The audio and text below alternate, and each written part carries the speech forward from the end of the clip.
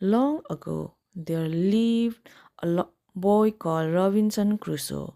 He was not at all interested in school or books.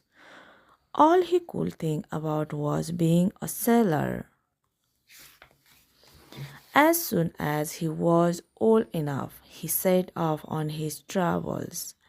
A few years later, some of his friends planned a trip of Africa. I would love to come with you, Crusoe told them.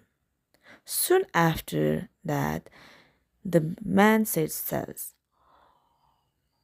All went well until a storm blew off. Huge waves crashed into the mast and wrapped the sails. Then there was a sinking crash. We have hit a